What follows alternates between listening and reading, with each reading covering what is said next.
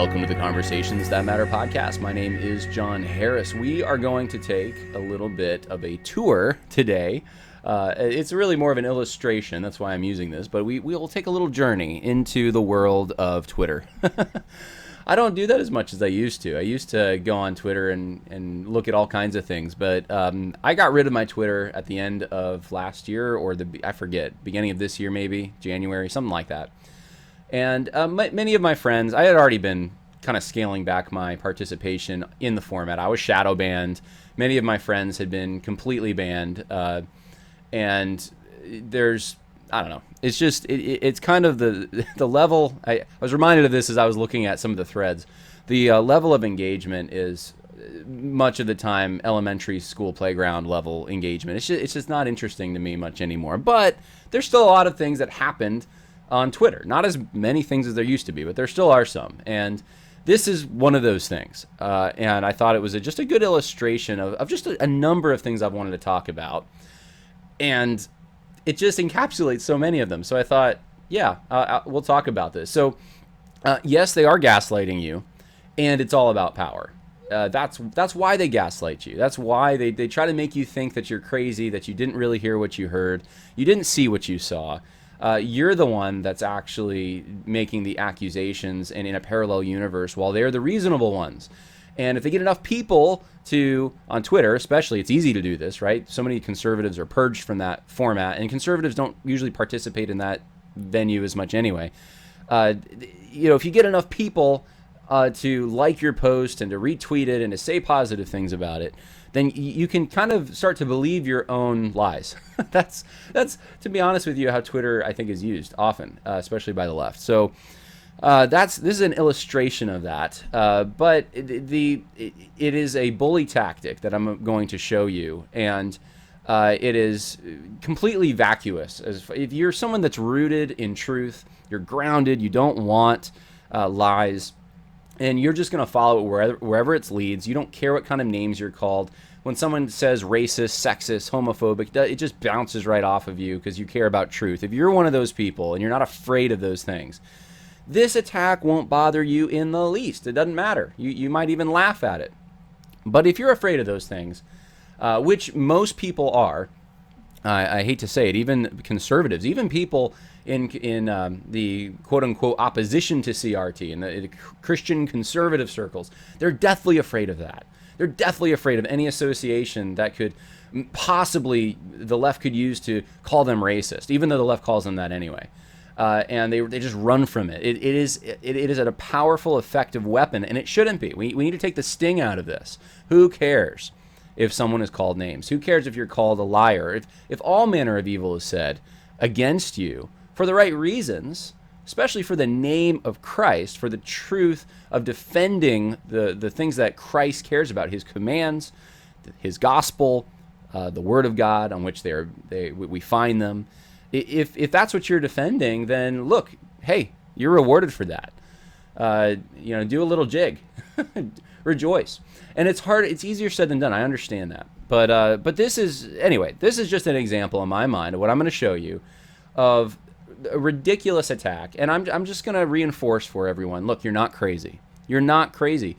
And I want to also, for those who might be, I don't know if they are, but if anyone's listening who is being attacked or about to be attacked, who knows, maybe I'm about to be attacked. I don't know. I get it every so often anyway. Then listen to this. Listen to what I have to say about this, and then respond accordingly. I just hope it is encouraging to you, and then also motivating to you to just kind of like stand firm. Don't budge an inch. Don't let these bullies make you do something that you know is wrong. And it is wrong to confess something, to call something sin that God has not called sin, to apologize for something that's not really wrong. I have a hard time with that, guys. I think that is wrong. What you're doing is you're engaging in a lie. You are, and if it's something that isn't in conformity with God's law, you're apologizing for something, for breaking some man-made law, then you're giving that a place of prominence. You're saying that's an important standard to keep in comparison to God's actual law. So I say that's wrong. That's wrong. Don't do it. stand firm. Stand in what you know, what you believe. All right, let's get into it, because none of you know what the story is yet. Some of you might, but we're going to start here. This is what has caused the issue.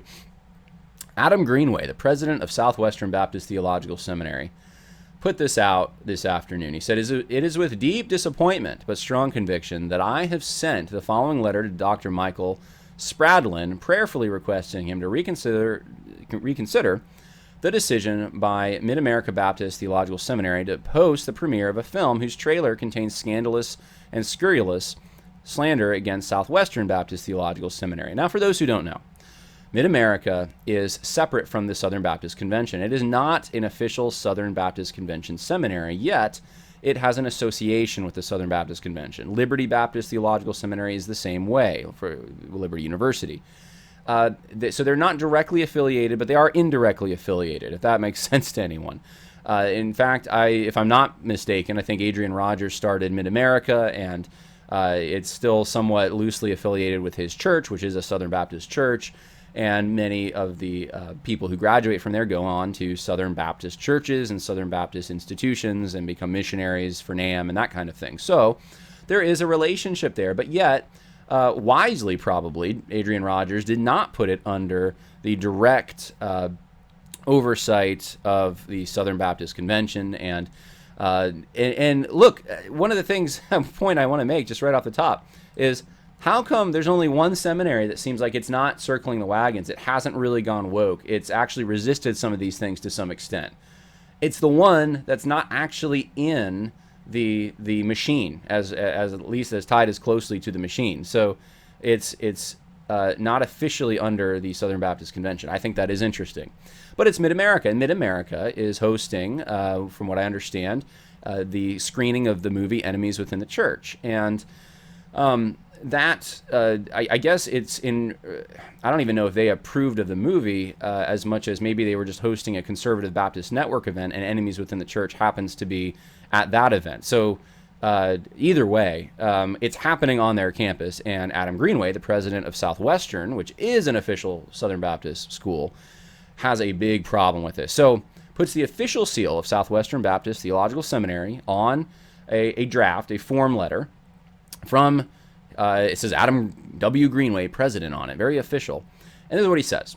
President Spradlin, I write to you to express my deep disappointment that the institution you lead has plans to host a film premiere, in quotes, right? It's not even a real film, in quotes, of, again, quote, Enemies Within the Church, unquote, this Saturday, November 20th, in apparent coordination with the Conservative Baptist Network.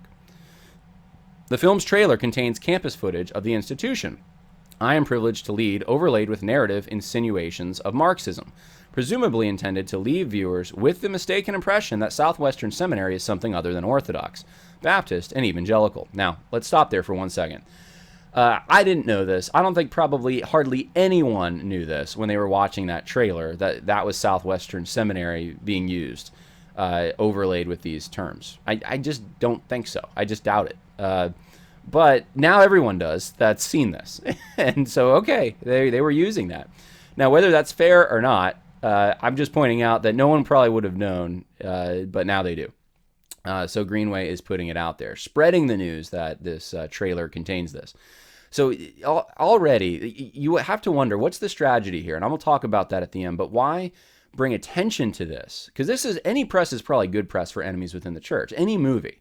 Right, I've gotten into a little bit of documentary filmmaking. Anytime anyone talks about it, it's always good. Even if it's negative, it brings attention to it and people want to see it. So you got to wonder, okay, what's the angle here? Why is he saying this? I take strong umbrage to such scandalous and umbrage. You don't hear that word much. By the way, Al Mohler uses that term a lot. Anyway, I take strong umbrage to such scandalous and scurrilous slander, particularly when it is apparently condoned by an institution such as yours.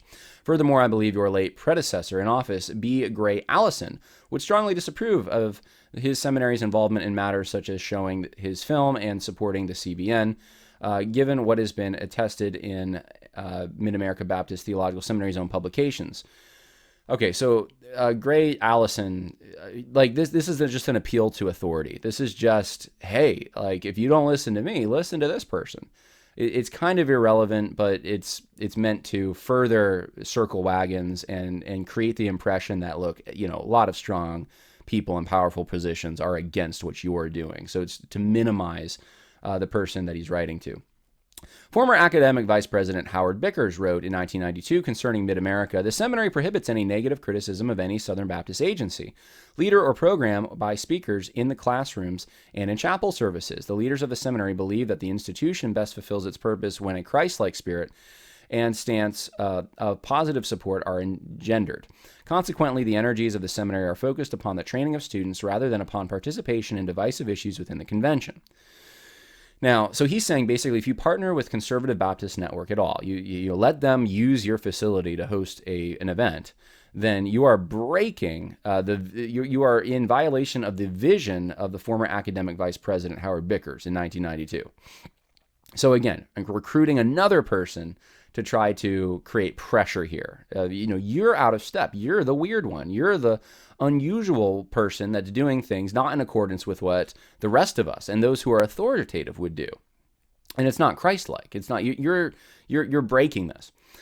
Since these sentiments characterize Mid-America Baptist Theological Seminary during the SBC's much-needed conservative resurgence, should they not even more so now, given that both our institutions confess congruent convictions concerning biblical authority, inerrancy, and sufficiency? Now, by the way, I got to say this. You'll see this again later. This is the one thing they have that they always go back to. Hey, we got a statement of faith. You have a statement of faith. The assumption there is always that they are following it. That's the hidden assumption. If we have the statement of faith, we must be acting in accordance with it. That is not a valid assumption. It doesn't mean that you're orthodox in every sense just because you have an orthodox statement of faith. You could be violating it in places, and you're just not enforcing the violations. I prayerfully ask you to reconsider the decision to show this film and to withdraw support from those working to divide our convention by engaging in untruthful attacks against SBC entities like Southwestern Seminary. Okay, so he's accusing them of lying. He says, let's say, you're supporting lies, but he doesn't list any of the lies here. That's another strategy. There's no, so it's heaping guilt on them. It's making them feel small, that they're out of step, that they're disobeying their own authority and the vision of the people that would have been instrumental in setting up Mid-America, and accusing them of giving safe harbor to liars who are slandering and divisive people, and yet there's nothing specific stated here. Nothing, no actual, here's the lie. The only thing you can possibly try to say is a lie, that he clues you into is that, hey, they're saying that we have, the film's trailer says that there's some narrative of Marxism going on and that we're something other than orthodox. That's the only thing he's got. That's it. But there's no specifics other than that.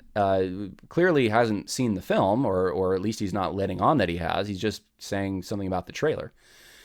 Now, the usual crowd of social justice activists who like to kind of hang around the Southern Baptist Convention and oftentimes wreak havoc or move it in the leftward direction, decided to weigh in on this. And I just gave you a few examples there. Dean and Sarah, Hannah Kate, Adam Greenway was retweeted by Danny Akin at Southeastern. I do think you will probably see more of this. In the days ahead, you will see more of it. You'll see more attacks. You'll see more seminaries probably circling the wagons. And in my opinion, it'll probably be all one big mistake. And maybe they're testing the waters. I don't know. But it will be a rah-rah on Twitter in the echo chamber to make them feel like they have the momentum, and that people don't, that people will also join with them to heap scorn on South, or rather on Mid-America, and I'll tell you, I'll talk more about the strategy at the end. But I think they're making a mistake here. That's just my opinion. I think the ground has shifted underneath them, and they're not quite keeping up with it, because all this is going to do, in my opinion, is going to create more attention towards the film. And that's what they don't want. They don't want people seeing this film, but yet they're going to come out here and attack it. So I think they're between a rock and a hard place. What do we do? And this is what they're doing right now. But we'll see if they reel it back in. They may reel it back in when they realize that tactical error. And that's my opinion. I just think it's probably a tactical error if that's their goal, to keep people from seeing this. Because that seems to be the stated goal here. Hey, don't show this at Mid-America. But now you're going online with it, and all these people that didn't know about the film now know about the film. Now, I want to go through some things about Greenway. Now, is Greenway and is Southwestern, is what he said true? Oh, they're not Marxist. They're Orthodox. Is it true, though? And I'm just going to give you a few pieces of evidence here, and I'll let you decide for yourself. Adam Greenway.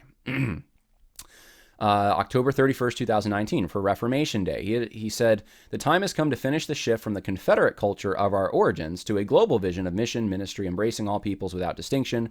We are with Christ after the lost, not the lost cause." And honestly, it's just kind of a dumb, just juvenile tweet. But I think what he's trying to say is like, hey, we're more diverse. We're diverse. That's the main thing he's trying to get across there. Again, he says this, what an incredible weekend it was to be with Dr. Ed Young and the great SBC Houston family of faith. Second is a diverse, multicultural Southern Baptist church baptizing thousands of new believers every year. Thank you, Dr. Young's gracious hospitality and support. So again, valuing this multicultural Southern Baptist church. You have this from Adam Greenway. Pursuing racial diversity is a way we bear witness to the gospel.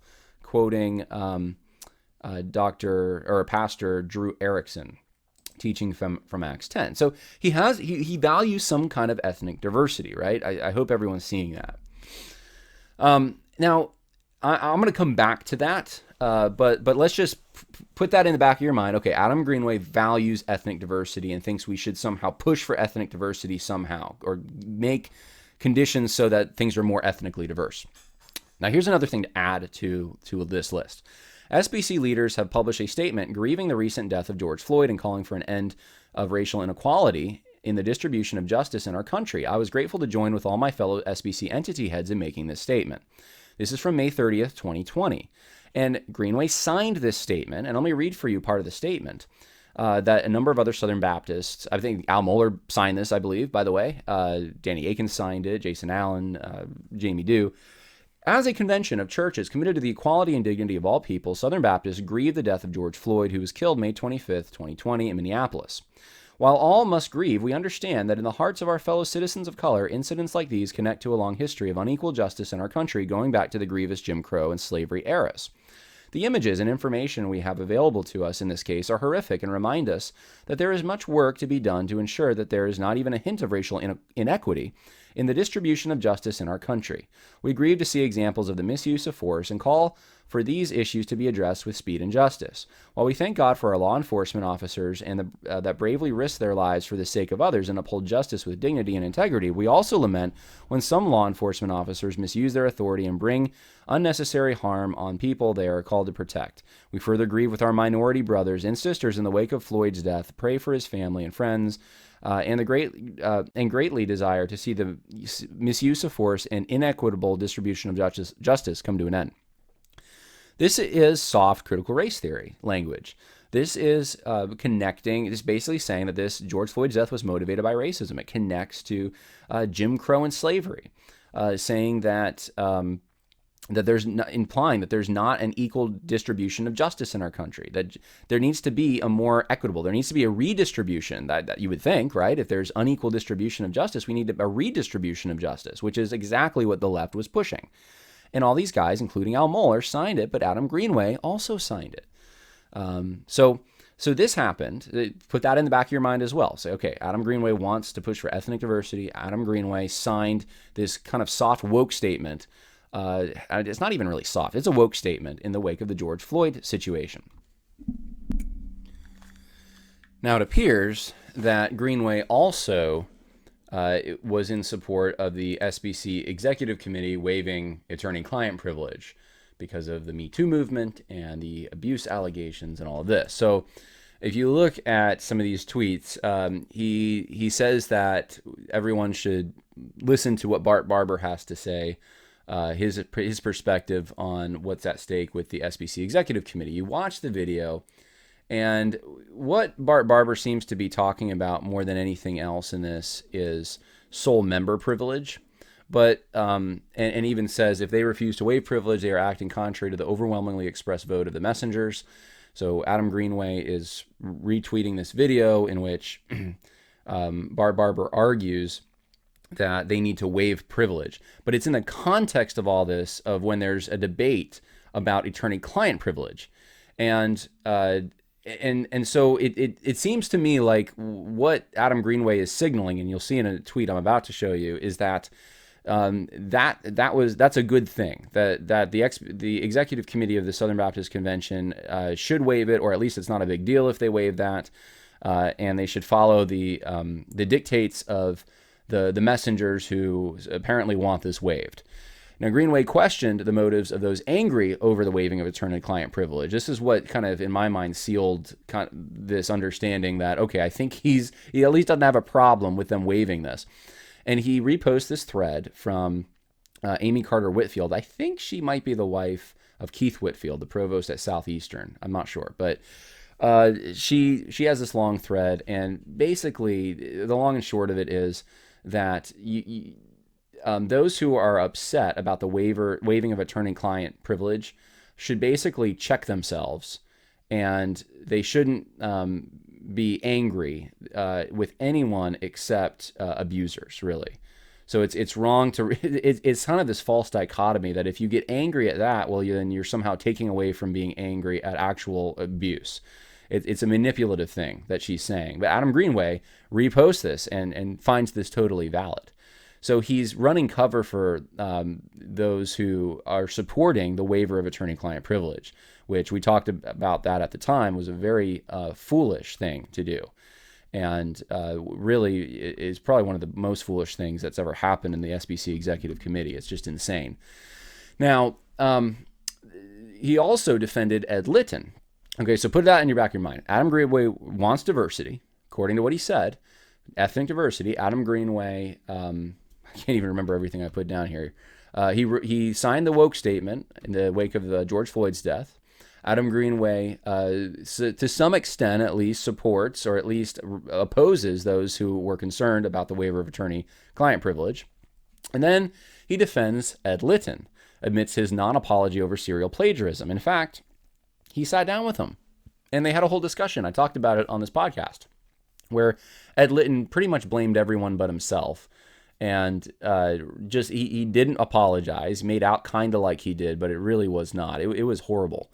And Adam Greenway just kind of accepted that and said, again, publicly going out there saying he appreciates Ed Litton's helpful words in his statement, another non-apology on the sermon series, and then advertises the chapel with Ed Litton, gives him the platform.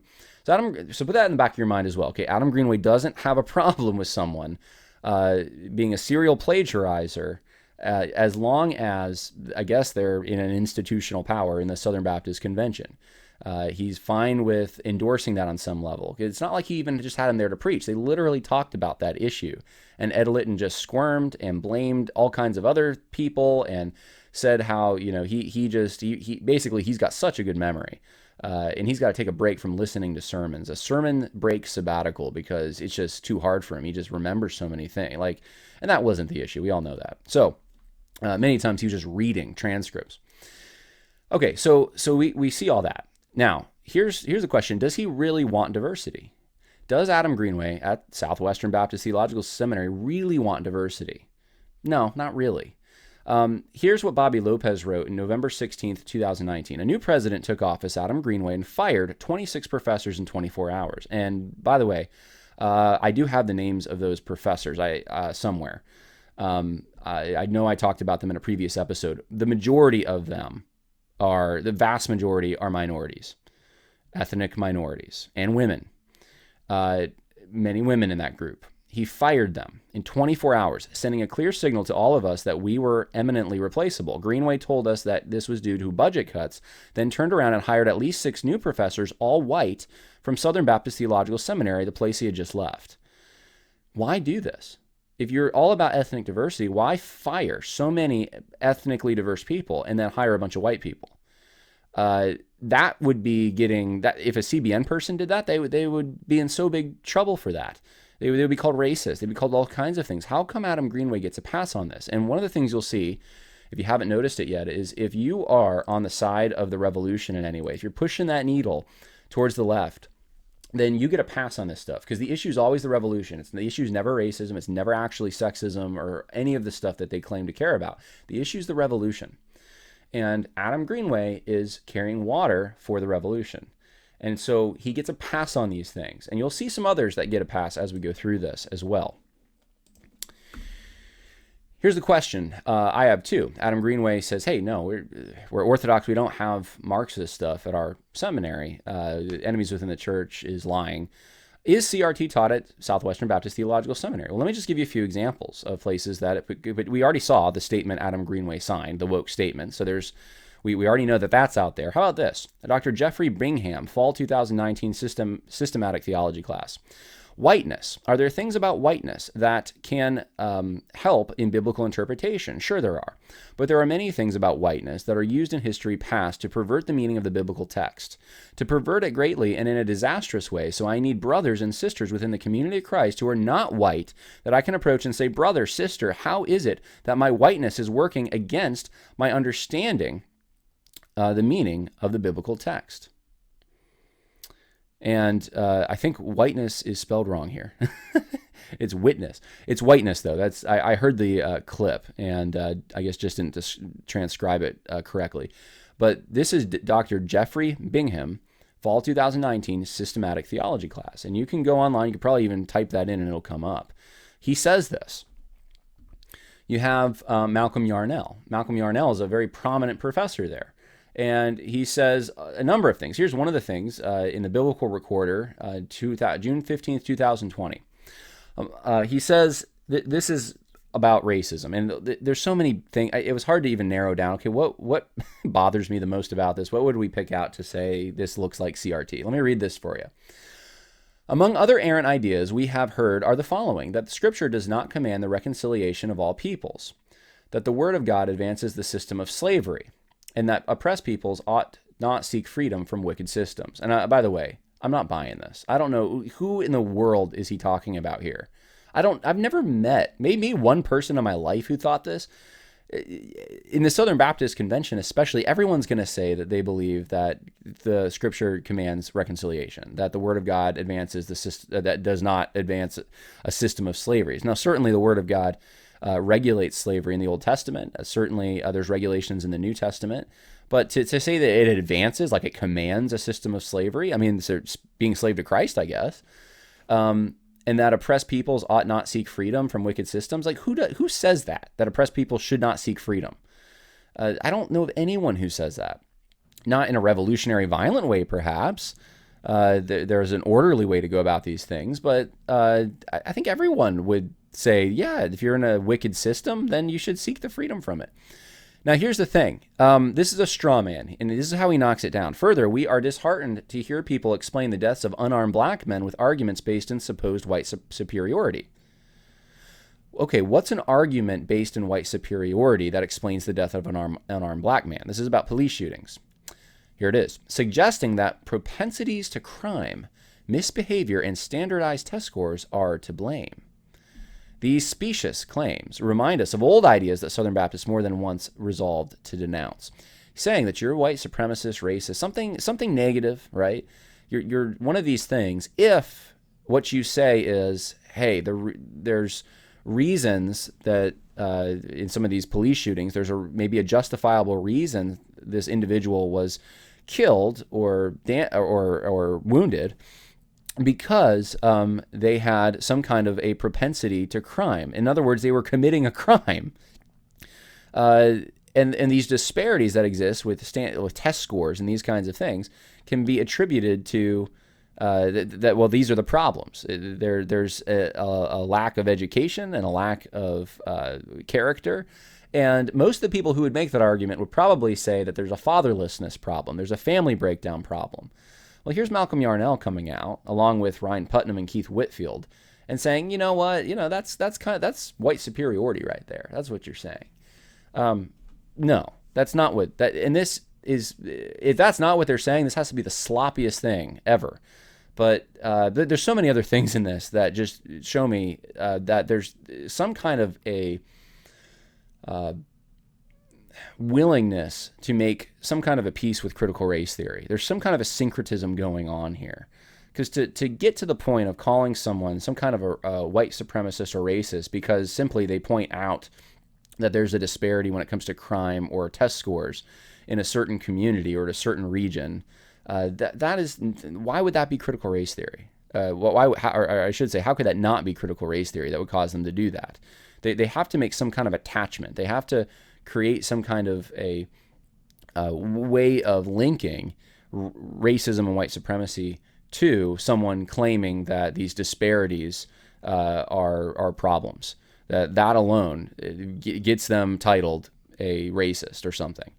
So you have to make a big jump there, and that's what critical race theory does. It makes the big jump for you. It gives you license to call people names based on very sometimes tenuous links that you can somehow draw a line here or there. Sometimes you can't even do that. Let's see here. There's more in this article, but I'm going to skip that. Let's go to other things Malcolm Yarnell has said, because I don't want to focus too much on that. There's so much more. He says, what if from now on every Anglo-male candidate for an SBC entity leader's role were to refuse appointment, of course, only as their conscience leads, until a more diverse leadership representative of our desire to reflect the redeemed gathered around God's throne were installed? So he's basically saying, in order to force diversity, which is what Adam Greenway said he wants, right? Ethnic diversity. We are going, we should do this. What if every Anglo male just said, we're not going to be leaders anymore? Now, you first, Malcolm, right? Here's another thing he said. Let's get to that in a minute. He says he agreed with Rachel Denhollander's exegesis of the story of David murdering Uriah and having relationship with Bathsheba and saying that was rape. We did a whole podcast on that, and I showed that was not rape. It's even different Hebrew words used there. But Malcolm Yarnell insists that it is rape. And this is the pressure, the Me Too pressure, is brought to bear on biblical interpretation. You see Malcolm Yarnell going the same way as a Rachel Denhollander on that issue. You have him defending Resolution 9. He says that the work of the 2019 Resolutions Committee for the SBC displayed the wisdom of Solomon in addressing some of the most difficult issues facing our churches. That's Resolution 9. He says, if pagan books said things which are indeed true and are well accommodated to our faith, they should not be feared. Rather, what they have said should be taken from them as from unjust possessors and converted to our use. And quoting Augustine, and applying that to the critical race theory debate. Hey, we can take this stuff. We can use it as analytical tools. Here he is again. This is what he supporting some form of standpoint theory. Here's an example of what I meant at SBC 2019 when I advocated that we strive to hear the female voice. While all the male disciples were arguing about their roles of power and prestige, this lone female disciple perceived what Jesus really needed. What Mary did was beautiful. So again, we need the female voice. That's again the standpoint theory coming out. Here again, he talks about essays by Peter Ty, a SWBTS PhD, student, and another student, and they wrote in this book, they compiled some essays written from a global theological perspective. So this is Malcolm Yarnell. So do you think between the statement Adam Greenway signed in the wake of the George Floyd death, do you think between what Jeffrey Bingham said about needing these other perspectives, do you think everything Malcolm Yarnell's put out there, and this is just the tip of the iceberg, do you think, in addition to that, how Southwestern Seminary sponsored the Caring Well initiative, and we've gone over that too. I actually write about it. If you go to my book, Christianity and Social Justice, Religions in Conflict, if I can find it here. If you have a copy of this book, I actually have a whole section on it, talking about the Caring Well initiative and showing that this is standpoint theory. This is postmodernism, and it is totally the Christianization of the Me Too movement. It is denying innocent until proven guilty, at least on the church level. It's terrible stuff once you get into the details of it and what they're actually saying. Well, Southwestern Seminary supporting this, so and sponsoring it, and this is the ERLC initiative, Caring Well. So that's Southwestern, and so for enemies within the church to have to have some kind of a narration where they're showing the seminary and saying, hey, there's Marxism. I don't know what. I haven't seen it in a while. I think I have seen it before, but it was a while ago. to have some narration saying social justice is somehow in play here would be accurate. How would that not be accurate? These ideas that are being advocated, at least in part at Southwestern, and have not been retracted to my knowledge or apologized for, or no repentance that I know of, these ideas would trace back, some of them, to Marxism. So what's the problem here? Why is this such a big deal if they have evidence for it? Now you also have, circling the wagons here, you have Mark Wingfield. Now, it says on his Facebook profile that he studied at Southwestern Baptist Theological Seminary. So here is a former student, I guess, at Southwestern Baptist Theological Seminary, who posted on Baptist News Global that the Conservative Baptist Network promotes conspiracy-laden film to be shown at Mid-America Seminary's campus. That's the headline. And what are the talking points from this? The talking points are, he quotes Ben Cole. Ben Cole says the school's decision to host an event this week that slanders our seminaries through outright lies, purposeful misrepresentations, and politicized fear-mongering threatens that decades-long institutional fraternity. This style of national socialist propaganda should be rejected by every Bible-believing Southern Baptist. Okay, so he's saying they're Nazis. Saying enemies within the church is Nazis. If the school persists in its determination to host this event, Mid-America should be given the same exhibit space allocation at our annual meetings as we would give to the Ku Klux Klan, the Watchtower Society, or to Louis Farrakhan. Okay, so the Ku Klux Klan and Mid-America would be on the same level. That's the accusation here. Basically, we should shut them out, cancel them. They should not even be allowed a space at the annual meetings. And he is, if they allow this to go forward, and basically says that these are Nazis, the enemies within the church guys. And here's the interesting thing to me. I just want to point this out. And this isn't to jump down Ben Cole's throat or anything like that. You know, assuming he's sorry for this, I don't know exactly. But Ben Cole used to work for Aaron Schock, I guess is the name. And he was a congressman. But Ben Cole had to resign. And the reason Ben Cole had to resign was because of social media posts that Ben Cole made in 2013 at the end of the year, where he said that, so apparently the closing of the National Zoo has forced the animals to conduct their mating rituals on the street. And he takes a picture, and I guess, I don't know, I don't even see what's in the picture, but calling, and then a hashtag gentrify today. I think this is probably in Washington, D.C. That's where it says. One of the hood rats on my street just got shot by another hood rat. I was right there when the gun was fired. So he says these things that are considered extremely offensive and racist. I mean, you're calling people hood rats. You're saying they're animals. And he has to resign for this. This is the same Ben Cole who is quoted in this article as saying that enemies within the church are Nazis and basically Mid-America is like the Klan if they let this film shown. Tell me this. This is the thing I wanted to point out. Tell me this. Is there a pass given? Think of Greenway again. Greenway wants ethnic diversity, but then fires the people that are ethnically diverse and replaces or brings in white people. Ben Cole is calling people Nazis and Klansmen, and yet he's the one that has said these things. And he's included his take in this hit piece by a left-leaning publication and a very left-leaning writer. So why is that acceptable? Why is that okay? These are the people that are pointing the finger have three fingers pointing back at them by their own standard. And yet they just keep going on the attack, They want the conversation to stay there. The attack is on enemies within the church. It's on Mid-America. And it's utter hypocrisy. You get a pass if you're on the right side of the revolution. That's the takeaway from this. You get a pass. You don't have to abide by the same rules. And one of the other thing I was going to note is that apparently there's an old history between Paige Patterson and Ben Cole going back to at least 2008. There's even court documents on this. And so there's an axe to grind there with Ben Cole, and there's a tie to Southwestern there. And Ben Cole has, from the research that I did, the little bit I did, he says very complimentary things about Adam Greenway. And he's worked in the archives there doing something. And it seems like something to do with Paige Patterson. He's very against Paige Patterson. So again, all three of these guys, Ben Cole, Mark Wingfield, and then, of course, Adam Greenway, all affiliated with Southwestern. here are the talking points, more talking points in the article. It just goes for personal attacks. It's Kerry Gordon is a COVID denier. He is accused of posting racist comments on social media.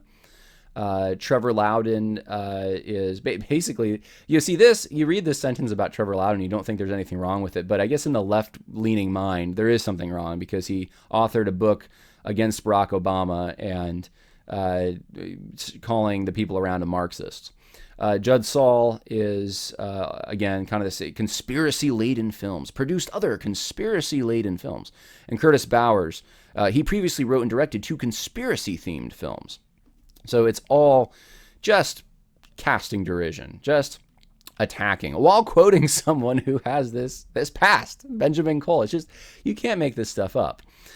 And then, of course, now the wagons are circling even more. Pastor Steve Gaines, a former president of the SBC, saying, the SBC has only 6 seminaries.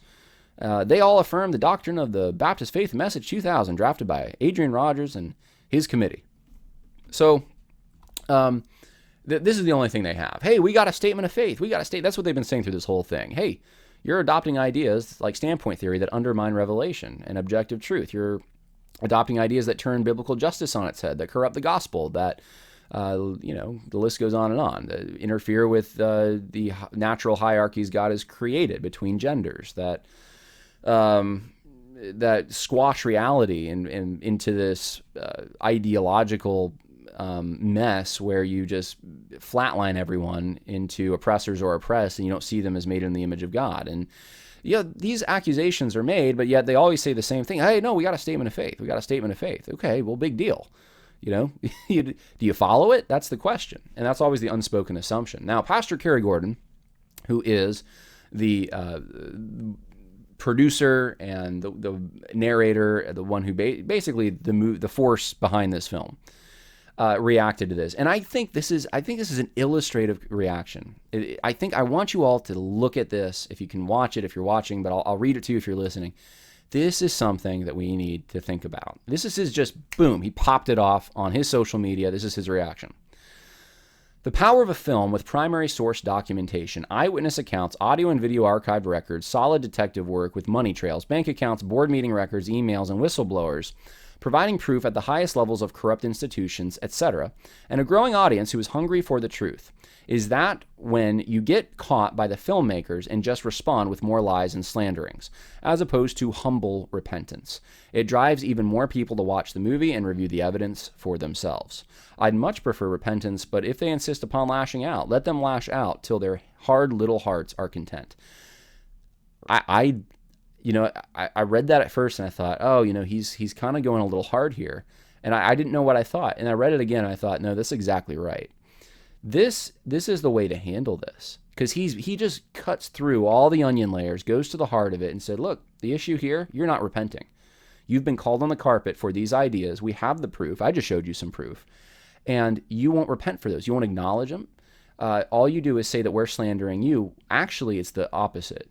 The left is engaging in projection. Adam Greenway is engaging in projection. He's the one slandering. I briefly reached out, and I'll just say this. I did not have a long conversation. It was very short, but I reached out to the director, Judd Saul, to get his comment on it, to see if there's did anyone reach out to him? Did he know about this? And what he told me was that neither he nor Mid-America Seminary has been reached out to at all before any of this happened. No one told them of any errors in their film or their trailer, any of that. It was just boom on social media. That makes you think that this really isn't about that. This could have been done in a private manner first, you'd think. And that the SBC people always claim that if you ever make a public statement against public error, that's wrong. You have to go to the person. It's unbiblical. It's in violation of Matthew 18. You got to go to the person privately first. But you see here, those rules are only apply to the conservatives. The left can do whatever they want. They are allowed to, without going to the people involved, go right out there on social media. And frankly, Adam Greenway is guilty of what he's accusing others of. He's guilty of slandering. He's calling them liars. Where have they lied? He hasn't proven it. In fact, it's just the opposite. They have evidence. He's accusing them of slander, but he's the one slandering. So he's not following the basic rules that are assumed in Southern Baptist entities that you're supposed to abide by. He's engaging in projection, and Kerry Gordon calls him on it, basically, for this, and it says, you have a hard heart. And I think that is the issue. There's a hard heart here, an unwillingness to be corrected. And this is over a lot of time and over years. I mean, this film has been being made for 3 or 4 years now. I mean, there's been a long time, and there's been a lot of communication at high levels with Southwestern and other entities. I mean, I even think of the Bobby Lopez situation. I haven't even mentioned that yet. But think of that situation. Go look at Bobby Lopez. I did a whole interview with him after he left Southwestern because he was fired because he would not abide by their rule to get approval for sharing his own testimony, because they didn't want him sharing it because it conflicted with the ERLC's vision, or at least what they wanted him to do. And he would say that he was delivered from homosexuality, and it was something that you could be delivered from, even at the level of attraction. And he spoke against this whole same-sex attraction orientation stuff and said there isn't this homosexual orientation. And Bobby Lopez used to live in that. And he changed. He repented, and he has a wife. He has kids, and he says, "No, you don't believe that lie." That's Bobby Lopez, and Southwestern did not want him saying it. And we have the recordings. You can go watch the interview that Bobby Lopez did on this channel, even about that. He was a professor at Southwestern, so I haven't even mentioned that. But the whole LGBTQ issue, as well. Southwestern has been on the wrong side of that. Now, here's another thing Kerry Gordon just posted. He goes, "Tell me again," it's Willy Wonka, right? Saying, "Tell me again about how you don't allow the heresy of critical race theory in your seminary, and anyone who says differently is a racist." Yes, 100%. This is the reaction you have. He's calling them on the carpet for their hypocrisy.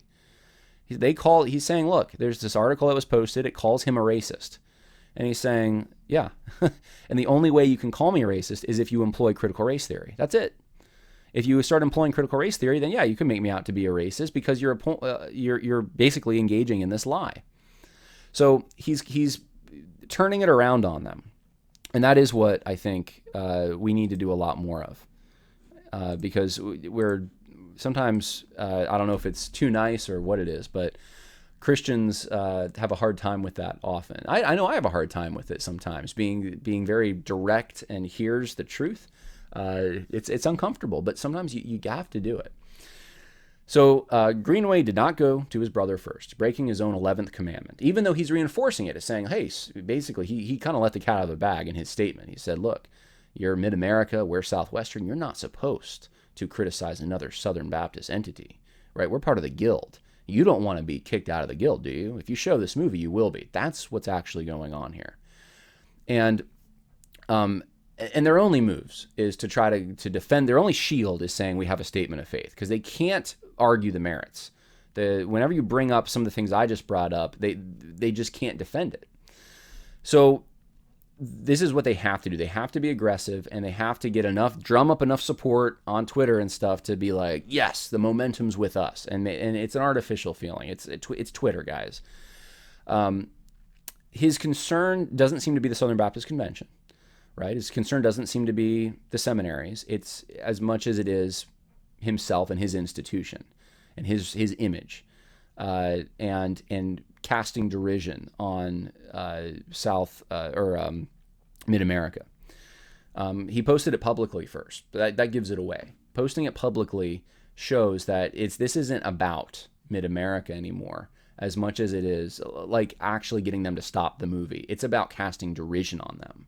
It's about making clear where the lines are and that they're outside of the club. The strategy is really to separate institutional enemies from those in the trenches and thereby exert control over the institutional enemies and discredit the foot soldiers. So you have the foot soldiers in the trenches. You have Judd Saul. You have enemies within the church in the trenches, getting all the information, putting it out there, making a movie, exposing, refuting, and what they're afraid of in these institutions, though, is what about those that could be more on the right in our institutions who want to prevent us from doing what we want to do, our little revolution. They want to stop it. If we can somehow make them afraid enough, the people in the institutions that have some institutional power, make them afraid enough to distance themselves from the trench soldiers, you can disrupt their lines. You can disrupt their communication. You can get them to get upset at each other. I've seen this, by the way, over and over and over, where you have people that are more on the conservative side, but they're weak. I'm just going to say the conservative side for the most part, and I'm not saying this about Mid-America. If they stand strong on this, they will show that they're not weak.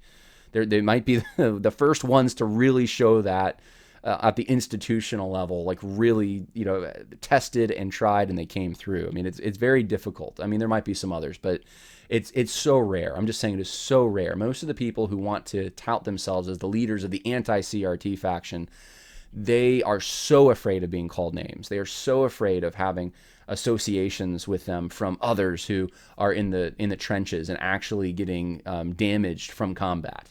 They don't want to be combat soldiers. They want to be armchair generals.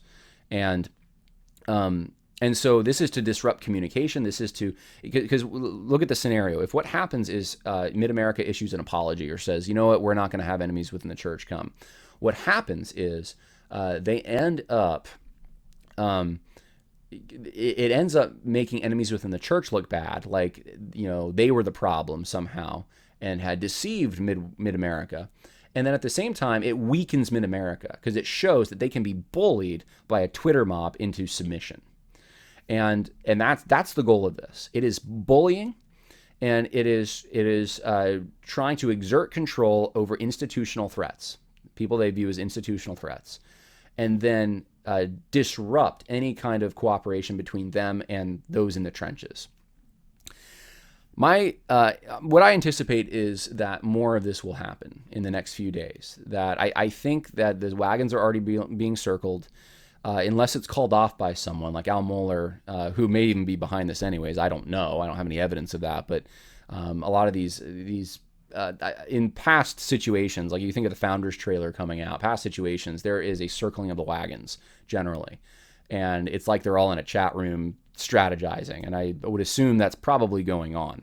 But unless one of them calls it off, then you're going to see the other seminaries start to do the same thing. Other voices in the SBC with any kind of prominence are going to start to say the same thing, and it will be to ostracize Mid-America, and that's sad, and CBN, and try to discredit enemies within the church and tie that around the necks of these institutions to make them afraid that they don't want to be associated with something that would be lying or be, oh my goodness, Kerry Gordon's a racist. Oh my goodness, Trevor Loudon's a conspiracy theorist. We can't be associated with them. That's the goal. That's the whole goal with all of this. Here's what I think is shifting, though. I think it's starting to shift. I think we are on moving ground, and this is encouraging to, I think, many of you and myself. I don't think it works as much as it used to. I think the elites in institutions still think it works. They're still deathly afraid that their image is going to be marred.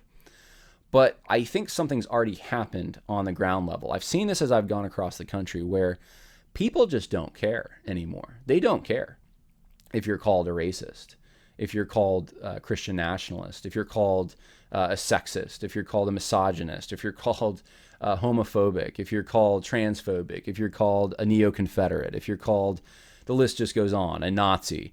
They just don't care anymore what kinds of names you're called, because they've seen the boy crying wolf so many times and no one gets hurt. There's no, oh, that person's so dangerous over there. Look at them. Okay, what are they doing? What's so dangerous about it? Well, they just are. They tweeted something. What did they tweet? And then you look at it and it's like, okay, that's what we're all getting upset about. And it doesn't work. On the working class people, it does not work anymore. The people in the pews, it's not really working much anymore. The institutions, it still works because it's fake. And I think that though it was working, and it still works to some extent on the general, somewhat in the general population here and there, but it's less and less and less and less. And especially as the years have gone on with the social justice movement and it's intensified, people in the pews, they just aren't buying it as much anymore. And what this will do, I think Carrie's right about this. It will create a big amount of condemnation on Twitter, which it's almost meaningless, guys. When that happens on Twitter, you got to understand that it's an echo chamber for the left. So it'll create that, It'll create possibly some institutional security that they think, hey, look, this person's got my back, and look, all of us elites, we reinforce each other. But on the actual pew level, the layman level, all it will do is drive people. Whoever ends up seeing this, it'll drive controversy, and it'll drive people to want to go see this movie that you're not supposed to see. And I don't know that they counted on it. I don't know. Maybe they are trying to think through this, and then maybe they'll reel it back in. But I think that's the effect of it. And the more they up it, the more they go after this film, the more people are going to want to see it. That's kind of how it works. So that's my prediction. Wanted to just cover that. I don't do this kind of stuff as much. I used to do it a lot more. I've been focusing more, I guess, lately on just more. I haven't been getting into the minutia of what's said on Twitter and specific quotes from institutions or people, but it is important we sometimes do that, and we have to know what we're dealing with. And I think if you didn't know anything about Adam Greenway or Southwestern and you saw this tweet, you might be tempted to believe it somewhat and wonder, hey, are they being lied about?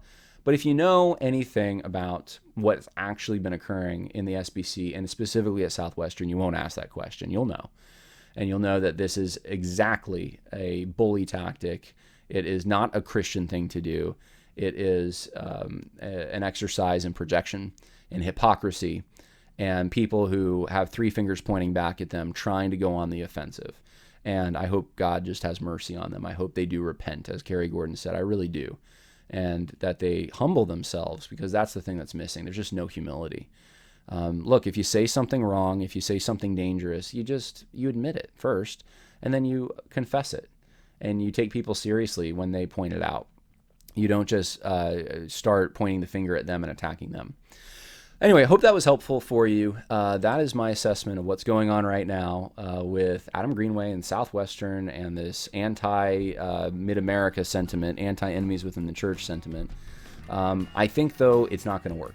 I think it's not going to work overall, and that's my assessment. All right, God bless. More coming. In fact, got Judd Saul booked. I talked to him briefly, like I said today, and I said, hey, why don't you come on, talk on the Conversations That Matter podcast about your film, and just tell us kind of what's going on. And it looks like he's going to do it. So look forward to that. And if you have specific questions you want me to ask Judd, put them in the info section, or not the info section, the comment section, and I'll take a look at them before I talk to him. God bless. Bye now.